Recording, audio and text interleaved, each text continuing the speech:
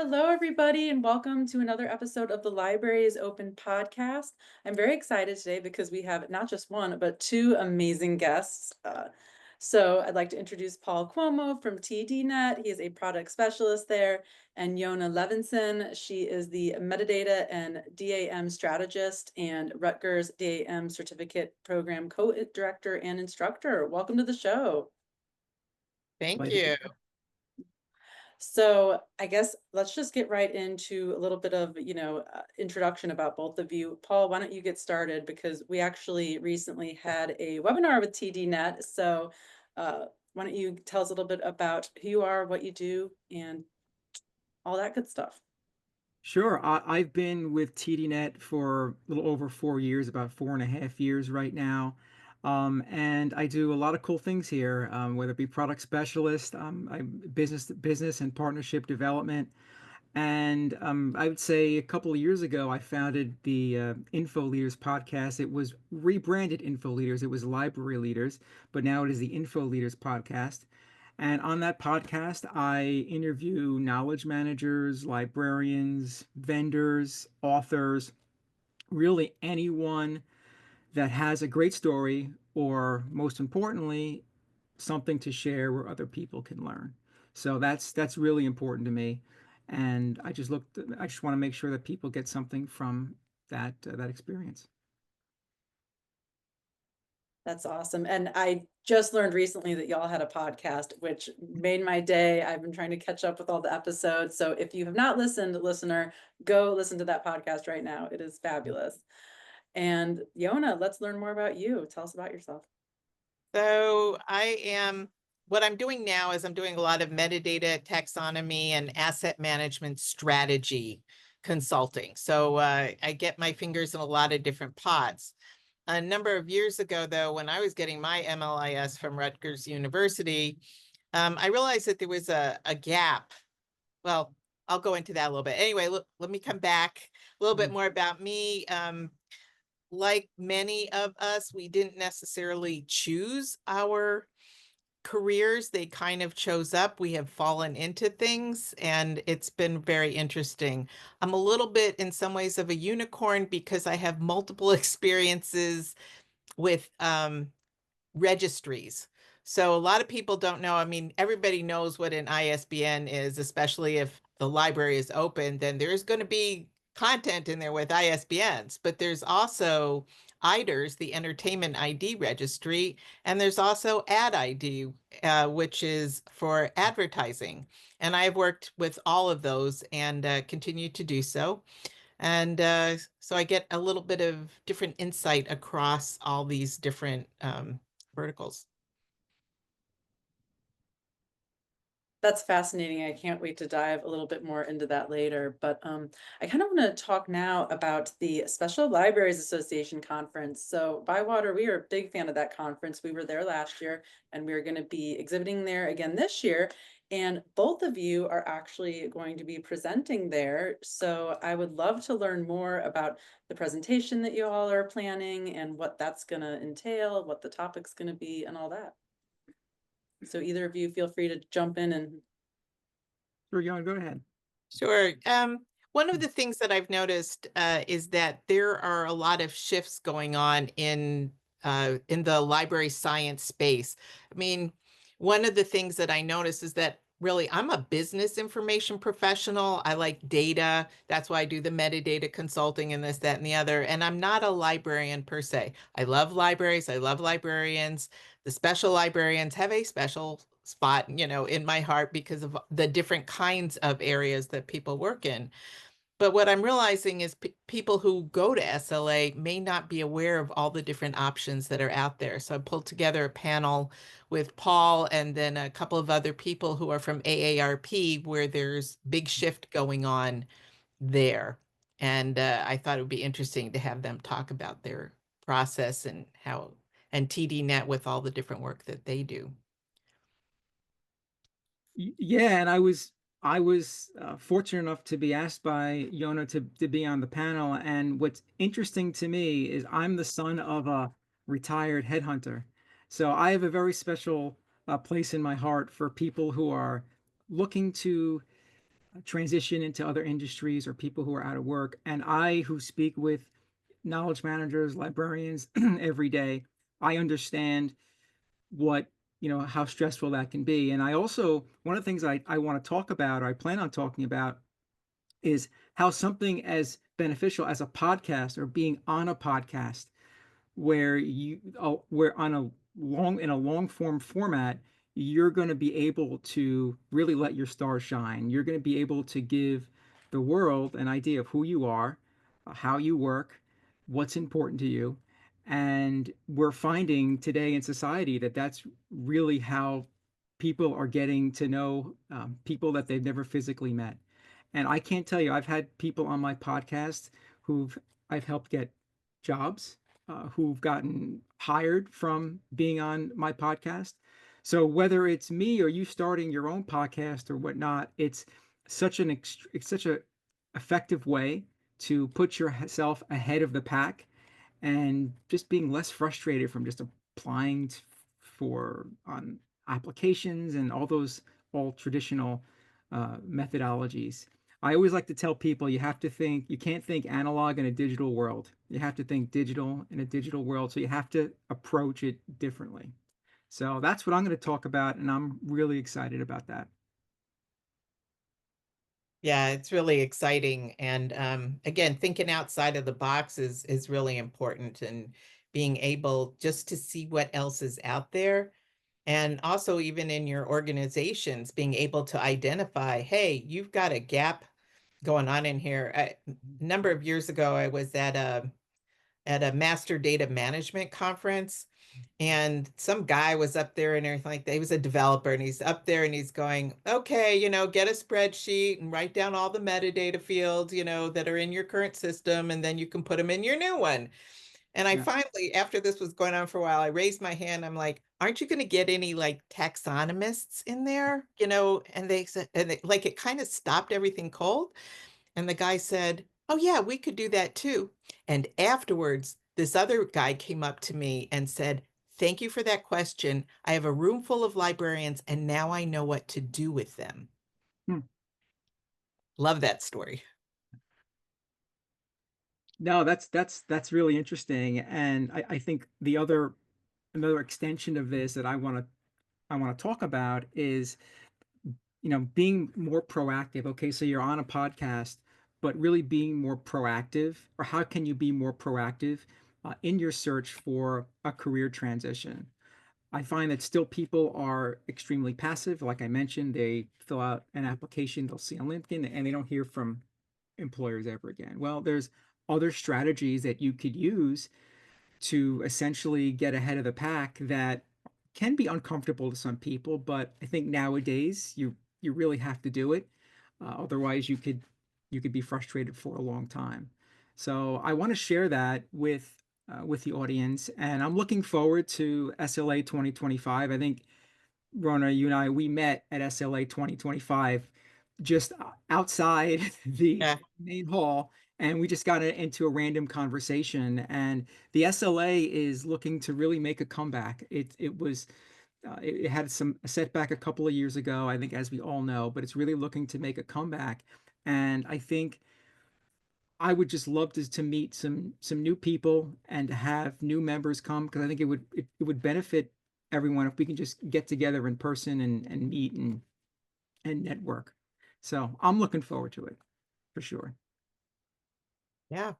I Mhm. think one of the things also that people can do is, if you go into LinkedIn or, whatever platform you might be looking for jobs on, and doing a search for like an area of interest that you're in, maybe special, it might, maybe special librarians, whatever, and see what kinds of jobs are popping up, see what the words are that are in there, and then you can search for people using those same words and just kind of see how they've described themselves. Then you go back, look at your LinkedIn profile and say, do I have the right words in there that will help me get the job?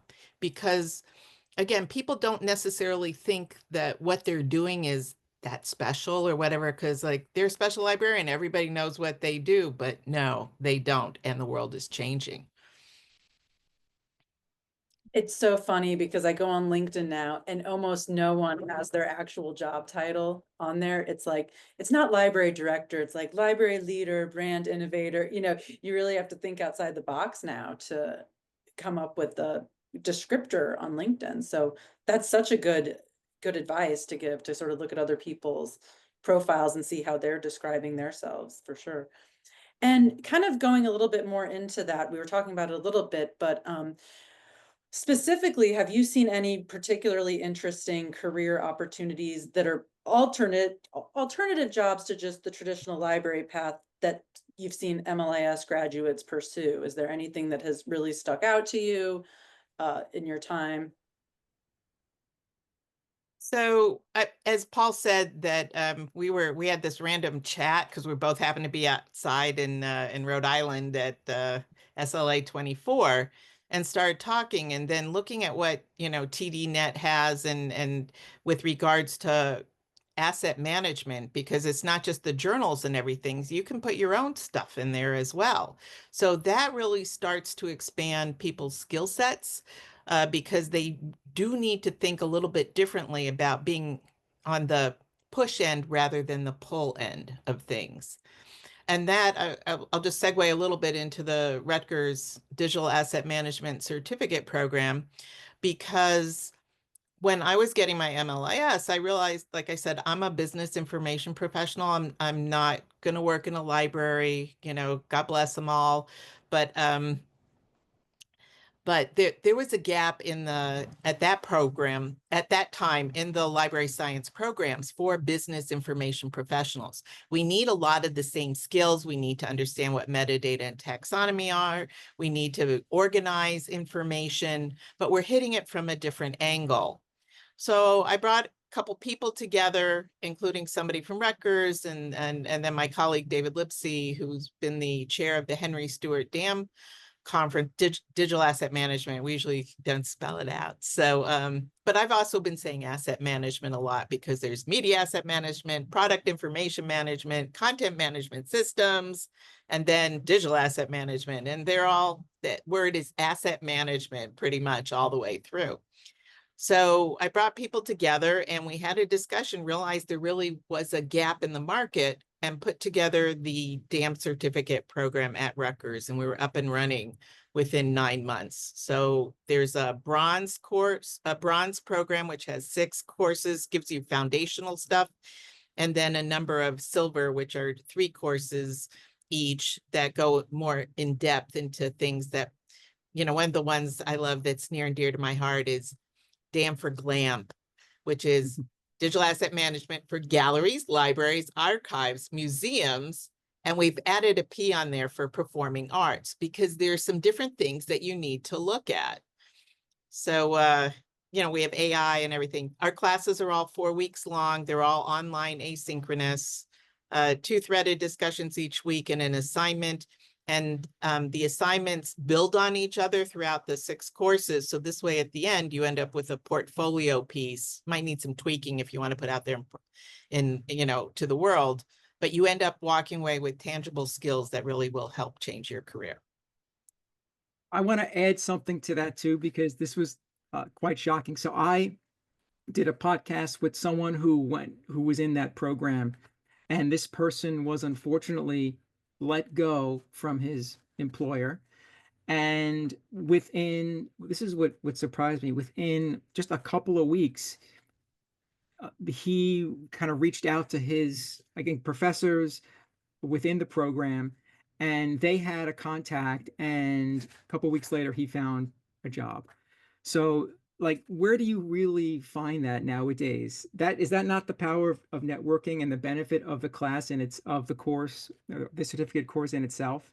That just is unbelievable. I mean, there's people who belong to alumni associations with universities, and they don't get that type of. So what's cool about it, or what it sounds like, is like it's a tight knit program where you have just such good, you get close to to the professors or the instructors, and you develop these relationships that obviously can help.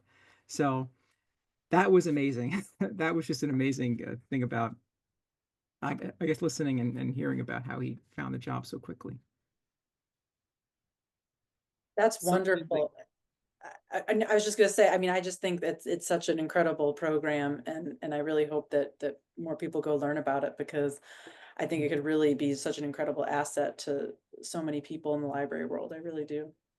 We bring in guest presenters each month, and so that they can talk about what their experiences are. We call that behind the damn scenes. We don't record it, so everybody can, speak freely, both the presenter as well as the students who are invited. But yeah, it's been very rewarding in the networking. And then when people come together at conferences, whether it's SLA or other ones, and they finally get to meet in person, ooh, Yeah. that's a lot of fun. Yeah. Very cool. I think, yeah, SLA is gonna be a party this year, I can already tell. And so I'm just gonna shift gears a little bit, but Paul, I'm gonna put the spotlight on you for a second now. And I know we just did this webinar with TDNet that a lot of our listeners probably saw, and I will share if they did not. But could you tell us a little bit more about TDNet and how it has worked to shape the knowledge management space? Yeah, so TDNet, for those who don't know, we've been around for over 23 years. We really may have made our waves with two solutions. One of them being our flagship product, which is TDNet Discover, which is the only AI discovery platform used worldwide by librarians and their patrons in the academic, government, health science, biomedical, and corporate space. And in a nutshell, what TDNet Discover does is designed to help librarians and their patrons search, discover, and manage their subscribed resources and beyond.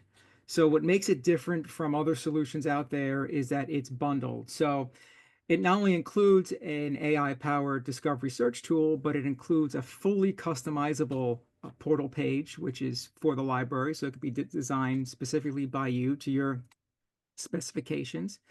It includes a link resolver, an A to Z, uh, detailed statistics, and we also integrate seamlessly with vendors, including great products like Koha.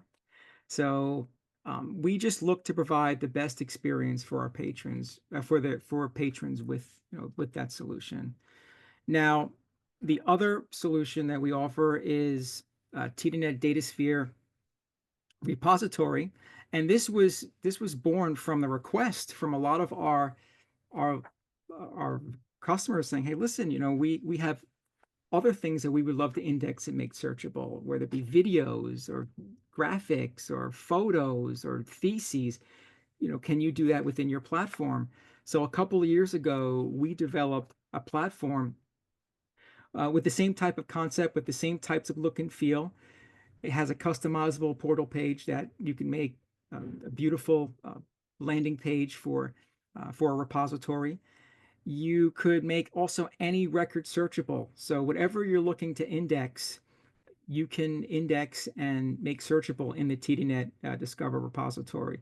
You can also make items discoverable from the repository in the Discovery search tool in TDNet Discover. So you can find things if you're searching in TDNet Discover. You can find items from the repository as part of the results. So we've made these two solutions that you can get bundled together, or you can get them separately. They're in the cloud. We work with all of the major identity providers, and yeah, so we're really making waves with libraries and now and the knowledge management space, and we're pretty happy about that. And one of the things that we've talked, I think, about, Paul, is that that you can muck around and put in some of your own metadata fields so that you can really make the systems like TDNet systems sing. When you're constrained to just whatever's in that system and you can't go add other words in there that would have meaning to your audiences, then you're more constrained. So being flexible, I think, is also part of the whole career search, putting on a different hat, looking at it a little bit differently. How can you enhance it? How can you make your experience for your end users better? Because as whatever the special librarian seat, you have this opportunity to really to shape and mold, hopefully, what's going on in your organization. often there aren't there. One is lucky if there are more than one of you at these organizations, because often I think a lot of people are like the only ones in there. And so it gets harder to do all the work. So having AI tools and things like that can really help maximize and optimize access to content. And I also think just on that, an extension of that, if you're a librarian and maybe your institution or your knowledge manager and your institution doesn't have a repository, take on the task yourself. Say, listen, let me, if you have, I mean, we've come across, I've spoken to Yonah about this, institutions, associations with thousands of PDF files that have no metadata attached to them. I mean, you can make yourself, I mean, it'll be a great learning experience and you can make yourself more valuable if you could really begin the process of sorting out the metadata and, finding the right platform for you to host and to make those items discoverable. And Paul just mentioned Knowledge Manager. So if you don't know what that is, go on to LinkedIn or onto Indeed or whatever and look up and see what is a Knowledge Manager. Are you doing that and you don't know it? Same way with being like a taxonomist who's figuring out what the words are. What are those pull downs going to be in your system that might be unique to your, to your industry, to your line of business? So that's where knowing what some of these other roles are out there. So looking for asset management, that's possible. You don't there are a lot of different job titles out there, or Yeah. they're embedded within the descriptions. I will say that the job titles in this space is challenging because every company, corporations call the role of a knowledge manager something different. You may not see, you don't see the word special librarian anymore for the most part. Um, they're being, that is being replaced by knowledge managers or resource managers. I see it all the time. So it's kind of difficult to kind of figure out what title that a knowledge manager at one institution does something completely different from knowledge manager at another. That's kind of the challenge. But but if you look and develop your skills, I think that'll take care of itself.